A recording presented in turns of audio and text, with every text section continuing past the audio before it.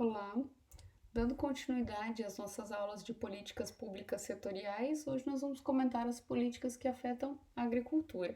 Existem diversos tipos de políticas públicas setoriais que vão abranger a saúde, que vão abranger a educação, tantos outros campos, né? Mas o nosso campo de interesse é a agricultura. Depois nós vamos até comentar algumas políticas de saúde, porque as políticas de saúde também abrangem a agricultura, né? Depois, quando nós chegarmos ali na agricultura familiar, nós vamos ver que nós temos políticas que obrigam, então, os locais públicos a comprarem pelo menos 30% dos seus mantimentos da agricultura familiar, né? Escolas, hospitais públicos, nós vamos ver tudo isso.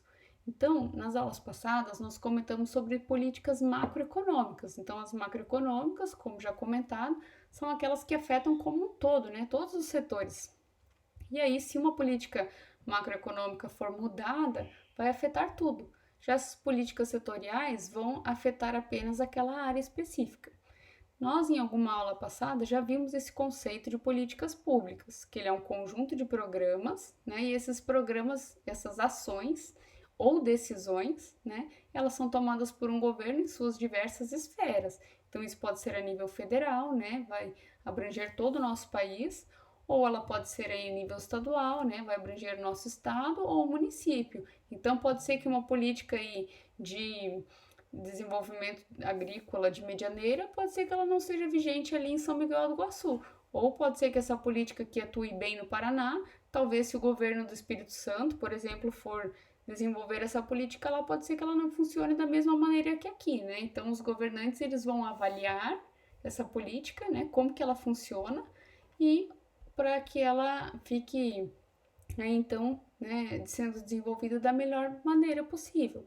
E aí nós vimos de todo um contexto histórico, desde o descobrimento do nosso país, da divisão de terras, né, como que se deu essa divisão de terras através desse momento histórico. E aí então nós vamos comentar ali, né, que até 1930, por aí, não se tinha ainda essas políticas, era tudo de caráter liberal, né, não tinham grandes entraves do governo, né, e essas nossas agriculturas, elas tinham como principal fator aí a exportação. Então, nessa época, nós exportávamos cana-de-açúcar, café, algodão.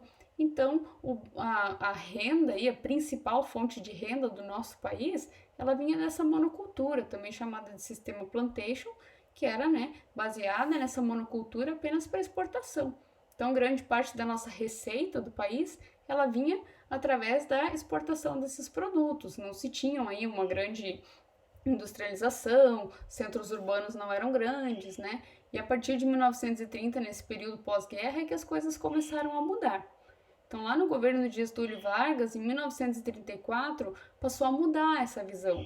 Então, o que o governo passou a estabelecer? Passou a estabelecer que a agricultura, na verdade, ela deveria vir abastecer o mercado interno, porque ela era pautada muito na exportação, como foi dito. E aí, como começou a se industrializar muita coisa, muitas coisas começaram a se modernizar, muitas indústrias, as pessoas indo para as cidades, o governo quis focar, né, um pouco nessa agricultura para que ela abastecesse esses mercados locais. Então, a agricultura ela passou a dividir-se em duas fases, em duas partes importantes, né? Então tiveram aqueles que continuaram plantando para essa exportação, para trazer, né, para abastecer esse mercado externo e trazer a renda através dessa receita da exportação. E outras pessoas, outros agricultores focaram, né, no plantio que fosse abastecer esse mercado interno. Então, a fonte da agricultura começou a se dividir e chegar ao país dessas duas maneiras. E aí, lá em 1960, nesse período pós-guerra, os países bem desenvolvidos já estavam com políticas, né? O PAC chamado aí, que ele já estava vindo, essa Revolução Verde já estava acontecendo em outros países, né? Então, lá em 1940, 1950, na União Europeia e os países bem desenvolvidos, já estava acontecendo essa Revolução Verde, a fim de modernizar o campo. Então, já estavam implantando maquinário, sementes tratadas, uso de insumos agrícolas, que não existia até então. Então, o campo nessa nossa época era uma realidade de muitas pessoas trabalhando e pouca produção, né? Então, não se tinha nada quase de modernidade.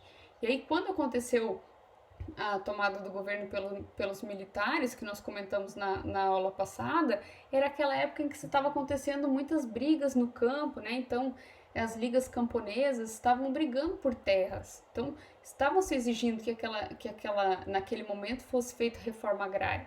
Então, quando o governo do militarismo começou a atuar aqui no nosso país, foi quando eles fizeram aquele documento, né, que nós vamos comentar aqui, do Estatuto da Terra, em 1964, que visava o que estava acontecendo nos outros países. Então, vendo o que acontecia lá nos países bem desenvolvidos e que estava dando certo, eles tentaram implantar aqui no Brasil. Mas nós comentamos que aquele Estatuto da Terra, né, era muito bonito, tinham muitas coisas previstas, porém poucos saíram do papel, né? Então se tinha aí a criação de muitas coisas e vilas agrícolas na Amazônia, por exemplo, que nunca existiram, né?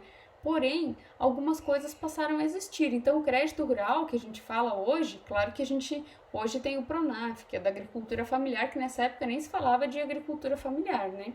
Então, esse crédito rural ele chegava lá para o grande produtor, essa assistência técnica, né, essa garantia de preços. Então, o Estatuto da Terra ele visava o desenvolvimento rural. Para que existisse o desenvolvimento rural, o pessoal do campo precisava de assistência técnica. Então foram feitos muitos convênios, né? Foram criadas as ATERs, né? A Embrapa, por exemplo, é uma delas, né? Uma empresa de assistência técnica. Então essas empresas e essas faculdades, através desses convênios, passaram a desenvolver pesquisa no campo, com essas pesquisas com o intuito de trazer uma modernização para o campo, uma melhor produção, né? Então o que se tinha para os outros determinados locais não eram, como o clima é diferente, o solo é diferente, não se aplicava aqui no nosso país. Então viu-se aí a necessidade de criar, né, empresas de assistência técnica e convênios para trazer, né, melhorar esse desenvolvimento aqui das nossas culturas. Outra coisa, então, que passou a existir lá em 1963 ou 4, que não é novidade, é o crédito rural. Então, esse crédito para subsidiar, né, esse agricultor, ou para ele comprar máquinas, né, seus insumos, ou para ele ajudar na venda, né? Então ela vai ter aí o crédito rural ele tem várias áreas, né? Ele ou pode subsidiar a produção, ou ele pode ser para o maquinário, ou ele pode ser para implantar algumas, por exemplo, aviário. Então ele vai ter aí suas diversas áreas, né? Seus diversos nichos que vão ser abrangidos pelo crédito rural. Depois, lá no ano de 1996, quando nós falarmos de Pronaf, é que nós vamos ver esse crédito rural chegar para a agricultura familiar, que vai deixar de ser chamado de pequeno produtor, né? Que aqui nessa época ainda era chamado de pequeno produtor. Vai se ter toda uma visão para essa agricultura familiar, que essa assistência não chegava para a agricultura familiar, né? Para aquele que nessa época era conhecido como pequeno produtor. Então isso era para os grandes latifúndios. Garantia de preços. Então, outra política agrícola é a garantia de preços mínimos, que ela existe até hoje. Então, o que acontece? Antes da safra acontecer, o governo vai lá e estipula o preço para um determinado produto. Então, vamos supondo que seja o milho. O milho vai custar um X valor.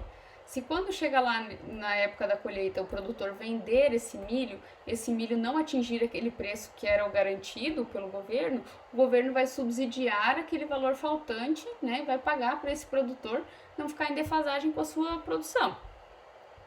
E aí, essas políticas todas trouxeram bons resultados, né? Aumentaram muito a produção. Imagina, naquela época começou o maquinário, começou as sementes bem tratadas, sementes transgênicas, insumos agrícolas que não existiam. Então, tudo isso chegou aqui para aumentar em grande número a nossa produção.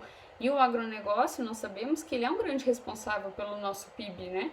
Então, muito dos produtos que escoam aí do agronegócio, eles, né, são responsáveis pelo crescimento econômico do nosso país. E aí, então, outras políticas que tiveram nessa época, por exemplo, para você agregar valor ao produto, né? Então, esse produtor rural fabricar coisas a partir do produto que ele desenvolveu, né? Que ele plantou e colheu ali na sua propriedade. E de negativo, isso trouxe problemas ambientais, porque nessa época não se falava de preservação ambiental, né, de desenvolvimento sustentável, de uso desses nossos insumos aí de maneira correta, de correção de solos, né? Então, esse solo era muito explorado pelos animais e pelos plantios, né? Então, não existia muita adubação, tudo foi passar a existir depois. Então, essa preocupação ambiental foi chegando com o passar do tempo, né? Quando se viu que algumas coisas estavam dando errado. E aí, então, passando de 1980, nós chegamos lá entre 1980 e 1990, passou a época do militarismo e começou a voltar, aí, então, um processo de redemocratização. E aqueles movimentos do campo lá na época da Liga dos Camponeses, que lutavam por terras, invadiam terras, né, colocavam fogo, estavam aí adormecidos pelo militarismo. Né? Então, naquela época não podia se ter esses movimentos, essas revoltas, e esses movimentos foram acordados aí, então, voltando, né, a existirem no campo. Então, voltou aí esses movimentos para estimular a reforma agrária, né? Então, nesse processo de redemocratização. Só que nesse período o país começou a passar por uma grande crise, né? Então, o que aconteceu lá em 1994? O Plano Real foi instituído, né? Porque estávamos numa crise bem grande. Só lá pelo ano de 2002 é que ele foi bem consolidado, né? Então foi um período aí de bastante transações. E nesse período foi um período que a agricultura familiar passou a ser reconhecida, né, como uma agricultura não de subsistência, como se falava, ou de pequena produção, e sim de uma agricultura com grande potencial e responsável por abastecer aí quase de 70% a 80% dos alimentos consumidos na mesa do brasileiro.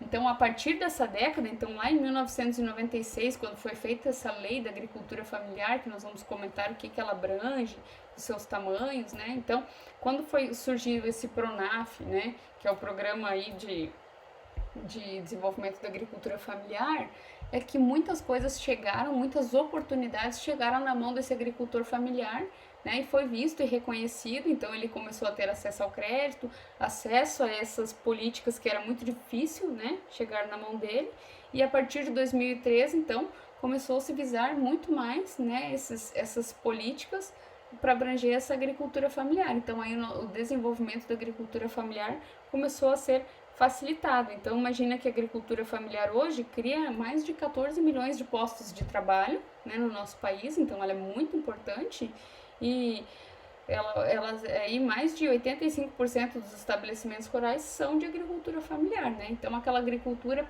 deixou de ser enxergada como de subsistência e de pequeno produtor e ganhou seu espaço. Então temos aí mulheres no campo, desenvolvimentos de políticas para trazer estudo para essas pessoas que moram no campo. Então muitas pessoas acabavam abandonando o campo em troca de estudos, né?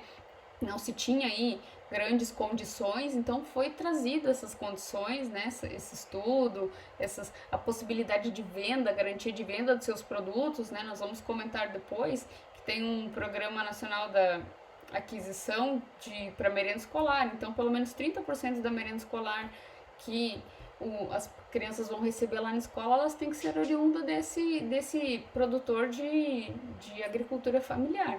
Então, para garantir a venda desse produto dele, garantir preços mínimos, né? Então, muitas coisas passaram a acontecer aí no campo da agricultura familiar que nós vamos comentar nas próximas aulas. Então, até breve.